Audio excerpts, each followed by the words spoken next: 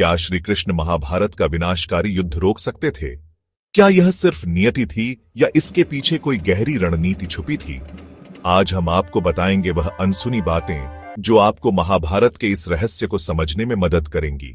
महाभारत का युद्ध केवल एक ऐतिहासिक घटना नहीं थी, बल्कि यह धर्म और अधर्म के बीच की लड़ाई थी।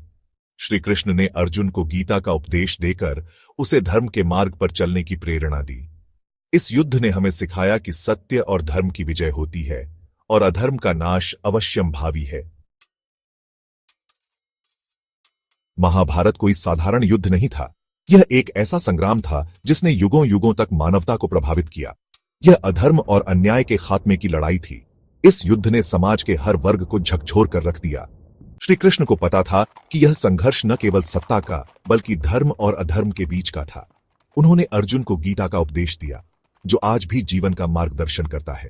यदि इसे रोका जाता तो अधर्म का साम्राज्य और भी बढ़ जाता।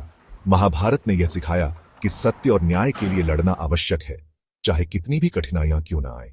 इस महायुद्ध ने हमें यह भी सिखाया कि सच्चे योद्धा वही होते हैं जो धर्म के मार्ग पर चलते हैं और अपने कर्तव्यों का पालन करते हैं। महाभारत का हर पात्र, हर घटना हमें जीवन के महत्वपूर्ण सबक सिखाती है। महाभारत के बाद भारतीय समाज में कई महत्वपूर्ण परिवर्तन हुए। यह युद्ध न केवल राजनीतिक सत्ता का पुनर्गठन था, बल्कि सामाजिक और सांस्कृतिक बदलावों का भी प्रतीक था। महाभारत ने धर्म, नीति और कर्तव्य के नए मानदंड स्थापित किए। इसने समाज को यह सिखाया कि नैतिकता और न्याय के बिना कोई भी समाज टिक नहीं सकता। इस युद्ध के बाद धार्मिक और आध्यात्मिक जागरूकता में भी वृद्धि हुई। महाभारत के उपदेश और कहानियां आज भी हमारे जीवन को दिशा देती हैं और हमें सही मार्ग पर चलने की प्रेरणा देती हैं। क्या आपको पता है कि श्री कृष्ण ने युद्ध को टालने के लिए आखिरी दम तक कोशिश की थी? महाभारत के युद्ध से पहले श्री कृष्ण ने कई बार हस्तिनापुर का दौरा किया और कौरवों और पांडवों के बीच शांति स्थापित करने का प्रयास किया। उन्होंने हर संभव प्रयास किया ताकि युद्ध को टाला जा सके और अनगिनत जीवन बचाए जा सके। उन्होंने शांति प्रस्ताव रखा और सिर्फ 5 गांव मांगे ताकि पांडवों को रहने के लिए जगह मिल सके और युद्ध की नौबत न आए। श्री कृष्ण ने दुर्योधन से विनम्रता से बात की और उसे समझाने की कोशिश की कि युद्ध से किसी का भला नहीं होगा, लेकिन दुर्योधन ने इसे ठुकरा दिया और कहा, सुई की नोक के बराबर भी भूमि नहीं दूंगा। दुर्योधन का अहंकार और जिद इतनी प्रबल थी कि उसने श्री कृष्ण की बातों को अनसुना कर दिया और युद्ध की तैयारी में जुट गया। श्री कृष्ण ने केवल दुर्योधन से ही नहीं, बल्कि भीष्म, द्रोणाचार्य और विदुर से भी बातचीत की। उन्होंने सभी प्रमुख कौरवों को समझाने की कोशिश की कि युद्ध से केवल विनाश होगा। भीष्म और विदुर ने श्री कृष्ण की बातों को समझा, लेकिन वे दुर्योधन को मनाने में असमर्थ रहे। यही वह क्षण था जब श्री कृष्ण ने समझ लिया कि युद्ध अटल है। उन्होंने पांडवों को युद्ध के लिए तैयार होने की सलाह दी और स्वयं भी युद्ध में उनकी सहायता करने का निर्णय लिया। श्री कृष्ण का यह प्रयास हमें सिखाता है कि शांति की कोशिश हमेशा करनी चाहिए, भले ही परिणाम कुछ भी हो। श्री कृष्ण सिर्फ भगवान नहीं, बल्कि महान रणनीतिकार भी थे। उन्होंने अर्जुन से कहा, कर्म करो, फल की चिंता मत करो। इसका अर्थ था कि अधर्म के विरुद्ध लड़ना आवश्यक था, चाहे परिणाम कुछ भी हो।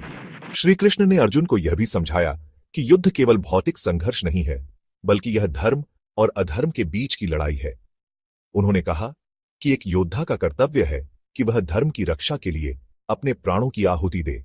श्री कृष्ण की रणनीति और उनकी शिक्षाओं ने अर्जुन को न केवल युद्ध के लिए प्रेरित किया, बल्कि उसे सही मार्ग भी दिखाया। महाभारत के युद्ध में लाखों लोग मारे गए, लेकिन क्या यह सिर्फ विनाश था? नहीं, यह एक नया युग लाने का प्रयास था। एक ऐसा युग जिसमें धर्म को पुनर्स्थापित किया जाए। यही श्री कृष्ण का असली उद्देश्य था। युद्ध के बाद समाज ने पुनर्निर्माण किया और एक नई शुरुआत की। श्री कृष्ण का उद्देश्य केवल युद्ध नहीं था, बल्कि एक स्थायी शांति और समृद्धि की स्थापना करना था।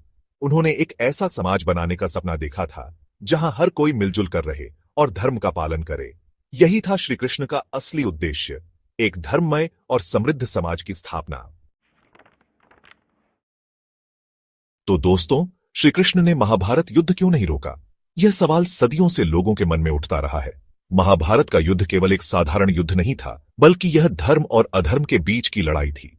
श्री कृष्ण ने इस युद्ध को रोकने की बजाय अर्जुन को गीता का उपदेश दिया, जो आज भी जीवन के हर पहलू में मार्गदर्शन करता है। क्योंकि यह केवल एक युद्ध नहीं बल्कि अधर्म के अंत और धर्म की स्थापना की अनिवार्य प्रक्रिया थी। श्री कृष्ण ने अर्जुन को यह समझाया कि यह युद्ध केवल भौतिक नहीं बल्कि आध्यात्मिक भी है। यह युद्ध आत्मा की शुद्धि और सत्य की विजय के लिए था। गीता के उपदेशों में श्री कृष्ण ने कर्म, भक्ति और ज्ञान का महत्व बताया जो आज भी हमारे जीवन में प्रासंगिक हैं। अब यह सवाल आपसे, अगर आप श्री कृष्ण की जगह होते तो क्या निर्णय लेते?